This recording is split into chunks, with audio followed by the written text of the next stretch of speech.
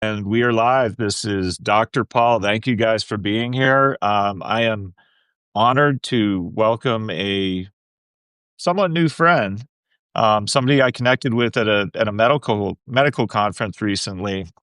The phenomenal Dr. Joshua Coleman, who is out with a new book, Rules of Estrangement, and it's such a compelling topic.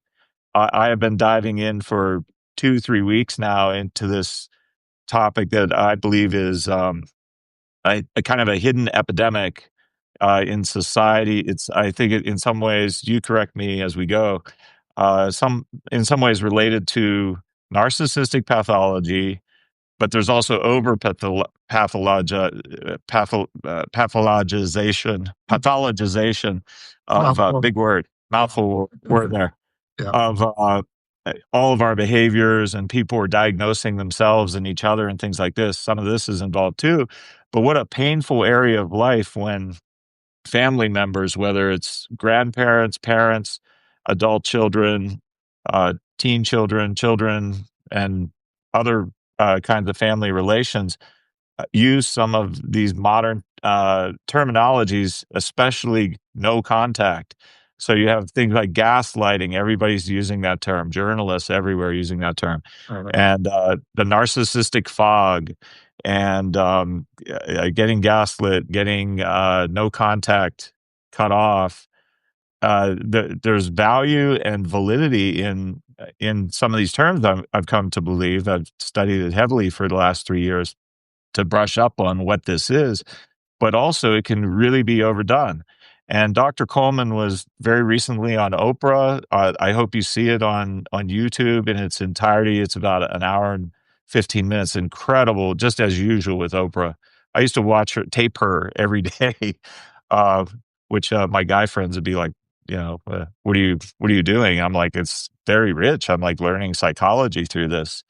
So your appearance on that was, I just loved it. And just meeting you personally, you're such a kind, empathic, wise person. You're like a person I would go to when I didn't know what to do about a patient, That's very is kind. the I sense I get appreciate it. from you. So thank you. Oh, Welcome. thank you. That's very, very nice of you to say. Yeah, it was great to meet you as well. So Dr. Coleman, let's dig in a little bit to, what is your subject matter, estrangement within families. And for those who maybe never heard of this but kind of know what it means intuitively, how would you introduce them to the idea and its importance to our lives, really all of our lives? Yeah. Well, I think of estrangement as a formal cutoff between somebody in the family. My specialization is primarily with uh, parents, because typically, if an estrangement happens, it's usually the adult child that initiates it, not the parent.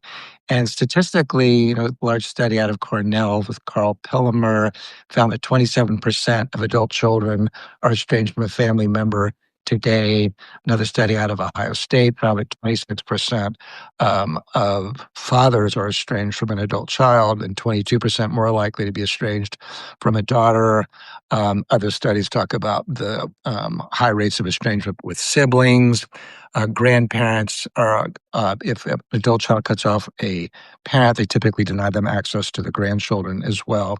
So it's a pretty serious problem in our culture and society at large.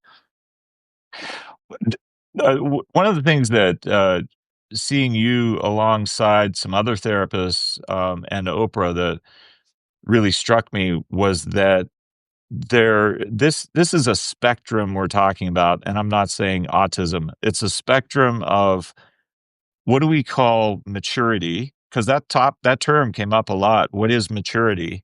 Yeah. Nobody seems to know. I think old school people kind of know what it is, Right. and was, and it used to be defined by theorists. But today we use such terms as authenticity. Emotional intelligence is the euphemism for maturity. People don't like to be told they need to grow up, but I know I need to grow up. We always are growing. We're growing up We're until always yeah, growing up. basically. Yeah, right. Right. So there's nothing wrong with, thinking about what is maturity and what is character virtue. Hmm. the opposite of narcissism. And one thing that I saw you, Dr. Gibson, and Oprah all contribute to are what I believe to be the three pillars of what character even is, like at its root. And I'll just say them very quickly and see what you respond. First, self reflection. Dr. Gibson mentioned that. Freud called it observing ego. Today, we might call it mindfulness or self reflection. If we can't self reflect, we can't learn anything. We can't see ourselves. We can't assess others. We can't assess the environment. So, self reflection. Secondly, boundaries. So, the third therapist, Nidra, on the show, talked about boundaries, the boundary queen, she calls herself. And I think people don't know enough about boundaries. There are a few books about it. Unfortunately, nobody has drawn them. Nobody has established an anatomy of them. Yeah, I have done that for 30 years, though. I've drawn a circle on a piece of paper for patients and envisioned doors that can open and close, holes in the boundary that's that you interesting. might call issues, or places where we suffer through holes in the boundary. And then finally, walls, which I think you talk really a ton about, is somebody's putting up a wall, a steel wall. They will never contact you again. They swear they won't. So we have all this boundary anatomy. So that's the second pillar of character, virtue, or maturity. And then the third one is kind of broad. You could call it wisdom. You could call it what used to be respected by the young, in the elderly, in the old, because it was assumed because we're old we have acquired wisdom. But Yeah, today, not always.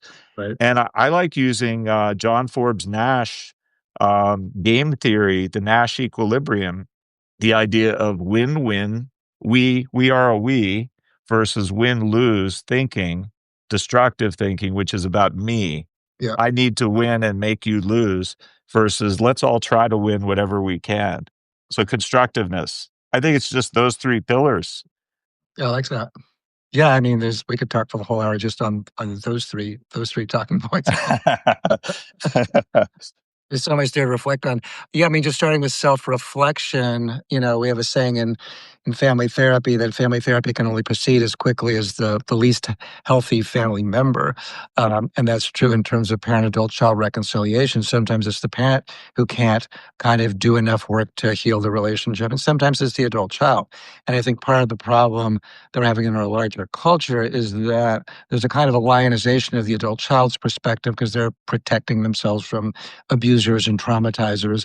Um, Right. and there's kind of a diminishment of of the parent's perspective, and so often on some of the forums for the adult children, social media, you see things like, well, people wouldn't cut them.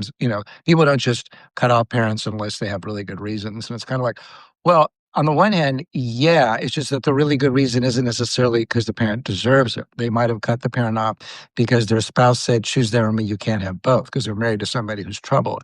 They might have Right. cut them off because they've got brainwashed after the divorce to hate the other parent by alienating the parent. They might have cut them off Yes. because their therapist said, oh, your parents were traumatized you. They may have cut them off because they're mentally ill. So the idea that it's the parent that's always at fault, I think, is very problematic, because sometimes it's the adult child who lacks self-reflection, but sometimes it's the parents. But I think, part of my goal, my mission is to sort of, balance out this conversation, because I think right now it's really dominated by this sort of idea that estrangement is always this kind of virtuous act in the protection of one's mental health, and it's just not necessarily. That's something I thought was interesting. I saw you discuss in some depth with Oprah, where you were talking about how, depending on the perspective of which child in which order was it, they all have a different experience of each parent. I know that in my own family. I'm one of four siblings, Me too. and none of them believe exactly the same things I do about our mom or our dad. It's like they have entirely different worldviews Yeah. of the parental roles. I thought that was fascinating too. Yeah, it's the idea of separate realities. Same for me. I have two brothers, and we all have kind of different views of our parents depending on our birth order and temperament. The temperament that we're born into, which is that was very much determined by genetics, as you know, is really the filter that we experience life from. So if we're born with a proclivity towards neurosis, which would make us very pessimistic and more towards worry and perseveration and rumination and the like, we're probably going to view our parents or other family members in a more dark, downward way than if we're born with a more sunny, optimistic outlet. And that's going to affect how we interpret the parent's behavior. And so what I tell parents is you can't just say, oh, you were born that way. You still have to empathize with them because that's their lived experience. Right, right. What about the concept of how Western culture has evolved from whatever kind of solid roots you want to call them, whether it was more prominent religion or spiritual practice, decades or even centuries prior, the value of family, the value of marriage, sanctity, the idea of vows, um, the honor that went with the name, husband or wife, spouse, parent. And then today, we've become this more disconnected, me centered. It almost seems just plain narcissistic to me that if we're all me centered, it's all about me, my personal growth, my mental health, rather than having some kind of cohesion or units or, as you guys said, tribes on the show. How do you think things have evolved to bring us here? And then where do we go from here? And what is your mission in that context? Yeah, no, I think you put your finger on sort of the most important part of this, the profound change that's happened in family life in the past half centuries. But really, it's kind of the mark of modernity. That if you think of Rousseau's statement that um, man is free, but everywhere lives in chains. So the idea was that Uh, identity we had to be kind of liberated from the way that society imposed its will upon us and really kind of have this coercive influence. So there's really been the continuous evolution of that into the present, where it's really even stronger than ever. And so the Canadian philosopher Joseph, I think it's Joseph Taylor. I always forget his name, but he talks about the evolution in modernity from the mimetic to the poetic. And the mimetic is that you sort of the goal of being an evolved or healthy adult was really to figure out what was God's plan for you. So there was enormous influence on religion in determining who we should be and how we should behave. And the goal was to sort of be a godly person in that way. mm, There was an idea that there was this kind of plan from above about how one should comport oneself.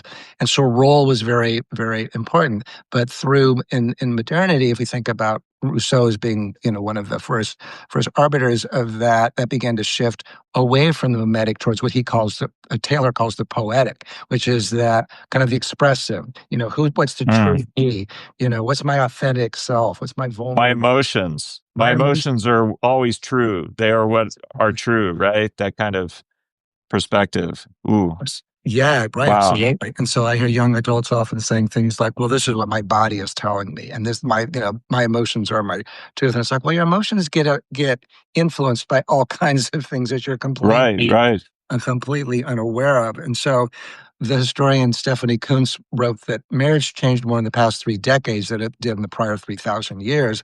And I would say that's true, and she wouldn't disagree, that family life in general has changed more. And what she means by that is that the institutions that guided family life, uh, gender, marriage, neighborhood, religion, have all given way to this much more identitarian, personal Mm. happiness, personal growth perspective. And that is the dominant narrative now. So now therapists have become the new high priests and rabbis Ah, religious religion doing it. And Christopher Lasch talked about that in his book, 1975, Culture and Narcissism. Sociologist Philip Lee mm. about it when he talked about the triumph of the therapeutic.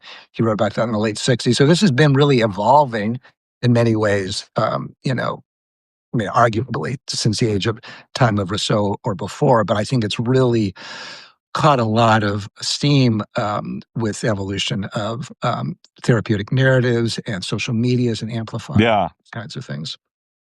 That almost brings me back even further in philosophy, thinking of Aristotle and Nicomachean ethics and what is a good person? That's a virtuous person. That's a high character person, a good person. Or Yes. even Epictetus. I was once told that one of Freud's favorite quotes came from Epictetus about character, and it was simply, character is destiny. Your character is destiny, meaning if we all want control, which is really, I think, part of what's going on with all these family conflicts and ghosting each other and going no contact. It's efforts at some kind of control on the part of the parent, the part of the child, the adult Yep. child. We all want control. We want to feel secure. Well, the only thing we control about our future, according to the Stoic Epictetus, is work on our character, which means our boundaries, our self reflection, and our goodness, our wisdom, and our we ness, not our me ness. I think that's brilliant, and there's so much wisdom in there, and so much to unpack, and this sort of turn to the psychological in many ways is a disservice to us as a society because it is so oriented around, well, what's going to make me happy and fulfilled. And we know from the research that really the things that make people happiest is their relationships. And there's research, say, by Iris Mauss, Mauss, at Berkeley, who found that in those cultures where happiness is defined in terms of group identity, group participation, relationships, that those people are generally much happier than in those societies like Mm. ours, which are much more preoccupied with my own identity, my own personal growth, and my own happiness. And so I think, yeah, I'm all in favor of bringing back character because sometimes doing the right thing is doing the things that may not feel. It probably is going to be hard. Is going to, may not Yeah. feel happier in the moment, but it's sort of the right thing to do. And if the only metric of what the right thing is because it feels good or it's just to protect my mental health, that's a very mercurial, unstable way to base a society upon. Yeah, no, absolutely, absolutely. I was thinking, in terms of the character, maybe you're not old enough, maybe you are to recall this, but they used to call all the personality disorders that are kind of within the discussions of bloggers out there about cluster B traits, borderline personalities, antisocial personality, and just narcissistic personality in general. Today, they're called personality disorders. But again, that's a euphemism. They used to, in my day of training, be called character disorders, Oh, interesting. which I think was far more accurate to say Yeah, that's what they are, that's interesting. Yeah. deficits of character Yeah. or of maturity. Hmm. I like that. Yeah. Yeah. I think the whole notion of character is useful because it's not just tied to personal happiness, it's tied to larger moral frameworks of which we as a society are really bereft. Kind of the notion of doing the right thing often means doing the really hard thing. So, for example, in the Oprah interview, there was a woman there who had estranged her mother because her mother had abandoned her as a child. And she, said that she was kind of wanting to know how to stop feeling angry at her. And what I said is, you won't be able to feel angry at her until you really can recognize that you didn't deserve to have what Yes. happened to you, but also that to me, part of character means doing the right thing. It means, which means understanding that everybody's kind of doing the best that they can do. I mean, even parents who do terrible things like abandon their children, nobody sets off, and says, "I think I'll abandon my child today." Right? We're all kind of driven by forces out of our awareness, and the idea that we have free will, I also think is a bit of a myth. I think people are so much shaped by their genetics and their history and their social class. And so I think part of character is being able to see that somebody really did do the best that they could do and were able to, um, um, let's see. Sorry, I just got distracted by my computer turning on.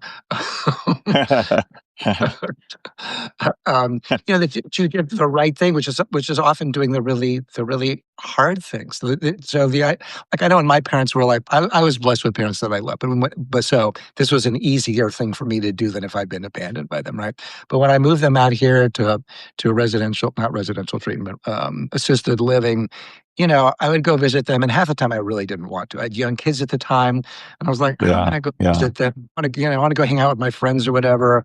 But I did it because I felt like it was the right thing to do, and I always sort of resented it. But I was always glad afterwards, not because I checked the box, but because being with them was a way to give to them, and in Mm. giving are receiving. So as I said, it's not the best example because it wasn't because they were nice people. So it wasn't like I had to go visit my parents who abandoned me. That would Oh, require right, right. that would require more character in a certain way, than visiting parents who were actually nice to you. It would. Well, you make me think of the concept. I think it's similar to what Oprah said about forgiveness. Yeah, Um, it doesn't have to be about what they did to me or how I interpreted it. It can be, this is the kind of person I want to be. I want right, to be the kind of, like, I take my little son sometimes to go see my mom, and he might say, Daddy, do we have to go see grandma? I really don't want to go see grandma. right. Maybe I shouldn't have said that out loud, but I think it's the No, right thing to do at I the so in the right amount. It's the kind of person I want to be and the kind of person I want him to be.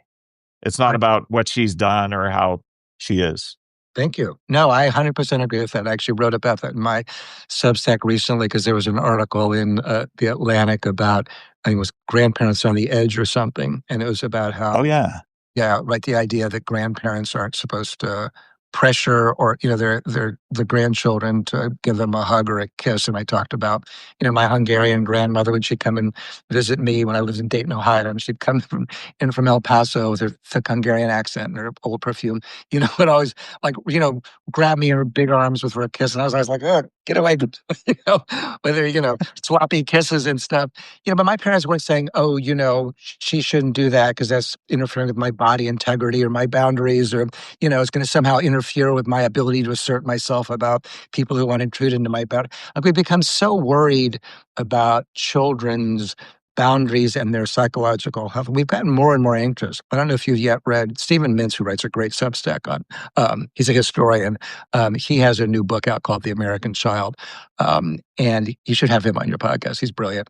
But he talks about how in the past, I often think about helicopter parenting as being a more recent thing, but he talks about really, throughout the 20th century and even the late 19th century, we started to be really worried about children and how they're more fragile and that parents have to become much more, kind of protective of them. I mean, right now it's on steroids. But this is sort of the present moment is kind of the evolution of our worried preoccupation with children as fragile entities. So the idea, though, I think part of our role as parents is to teach our children a kind of a moral code, and part of that is that go hug your grandparent or go give them a kiss. Or I mean, if your kid's super shy, I don't think you shouldn't like shove them, Right, right. but then you should at least say teach them about it. So in Japanese, they have this concept, and I'm probably saying it wrong, but it's sabaishi, which is this concept of teaching the importance of empathy for other beings. So there's an example that I read where the parent says something like, "Oh, the carrot, you're not eating the carrot. The carrot feels so sad on its plate all by itself." But it showed that the research showed that Japanese children were actually much more empathic in general than American children were because the parents were really Ah, inculcating their you know moral values, which is part of our role. But as Americans, we become so worried about the coercive effects of authority that we're not.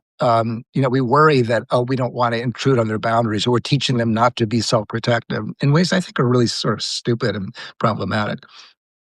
wow, interesting. Abaishi? Sabaishi? Saba Ishias. It's spelled Yeah. Saiishi, I believe. Yeah, I've learned about it through this book, Two Parents Matter, which was written by these two uh, anthropologists. The last name of Levine.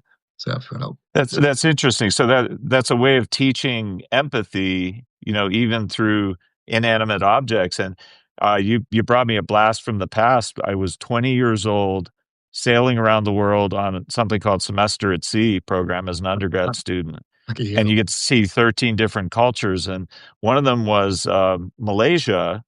And this is really funny. I was working with a professor on the ship. A bunch of professors are on the ship, and they teach you college classes. Oh, great. And I was a very poor kid. I had to like try for a scholarship for this thing. So one of my professors was an anthropology professor named Kathleen Reichs, and she came from Canada. She worked for the coroner's office there, and she was a professor. This is before she became a famous author, Kathy Reichs. Oh, who created the TV show Bones. oh, you're kidding? Oh, If wow, it, yeah, she was my professor, and wow. she was so kind. She encouraged me to do a field study of a group of Aboriginals in Malaysia in the middle of the jungle called the Semai. And the Semai are known as one of the most peaceful peoples on the planet, but their culture still works even though they're incredibly peaceful. And she even taught me a little bit of their language, their customs, and I found Mm, me a translator who was Indian from India who could speak both English and Samai and Malay. And so we go into the jungle, and I lived for a couple days in a stilt house with wow. a man who told me about some of their customs. And they say a phrase, I think it was "yabud," which means "I hurt." If somebody asks you to do something you really don't want to do, you're just, whether you're a child, adult, you're just allowed to say "yabud." That hurts. I don't want to do it. That's interesting. So, so it sounds like overly permissive, and yet, as a cultural framework, there's enough structure and rules that you must stick with what the culture has set boundaries around, even though you can refuse to do things. As a child, you could refuse your chores if you want. But Wow. then the parent works with the child and says, okay, well, if you refuse to, go get the meat, uh, from down below where we stored it, you could get very hungry, and that would feel yabud as well. That's So what do you want to do? yeah. What do you think of that as far as the Japanese idea and empathy and permissiveness that still can work? No, I think it's really interesting. Yeah, I mean, in saying I heard, it is sort of an invitation for the parent or the other person to feel empathic, and it's a more of a relational invitation. I mean, it could be manipulated like anything, right? But it is a more relational invitation than just saying I don't want to. I was my honeymoon many years ago. We went to Bali, and one of the things I learned from the Balinese Oh, was that wow. have you been there before? I haven't. Hawaii's as far as I got into that into that region. It was beautiful.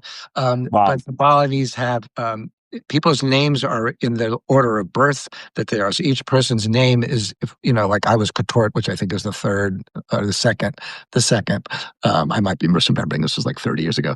But I was so interested that even your name is in relationship, and as our culture, the culture of individualism is in many ways antagonistic to relationships because it all has to be predicated upon whether the relationship is working for me, which is what the British sociologist Anthony Giddens calls the pure relationship. He said that we've evolved Mm. the present moment is the idea that relationships have to be purely constituted upon whether or not it's in line with our personal goals and happiness, which is very much different than thinking of yourself, in terms of your birth order. So if, we met and we introduced ourselves to each other, I'd be like, I was number two, maybe you'd be number three or whatever, but it all, automatically you're sort of describing yourself in relationship to other people. And in most of the world, Joseph Heinrich talks about this in his book, The Weirdest People in the World.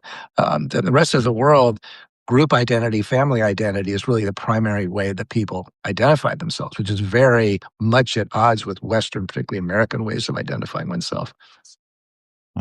Yeah, and isn't that one of the fundamental principles of proving a concept or theorem to be truly psychological and universal, as opposed to merely a sociological fad, right? Yeah. If it's throughout all the world, all the world's cultures, maybe even throughout history, Yeah. sociology isn't what you're studying there. It's psychological, inborn. Right. Interesting. No, I think it's important. So much of Western theories are based upon freshman grad students in college, which are hardly Right. representative of world culture. And that's probably why so many of those studies never failed to be well repeated. There's all that controversy about how much of psychological studies have been kind of refuted because um, they just weren't well studied. So, Mm. Quick question. So my Yeah. phone is Yeah. starting to die. I'm so sorry. Oh, I switched to the computer. Will that cause any disruptions in the technology that we're doing, or I don't think so. We could even end and restart as an instant thing. which showed me? And you, I'm seeing myself on my computer. So if I just ended the call with you on the I phone. think it would work. It probably would work. If it doesn't, I'll simply relaunch and re-invite you, and you can do it from the computer.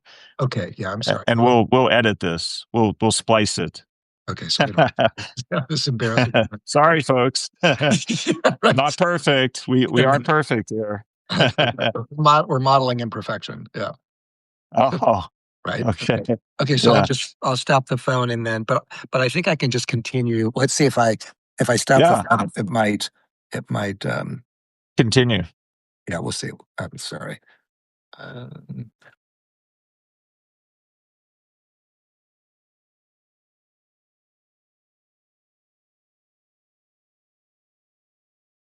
Thank you guys for being here. As you can tell, this is just such a wonderful scientist, clinician, amazing person to talk to. It's no wonder Oak found him, and, and that his book is so popular. Here we go. It looks like he's calling me, possibly.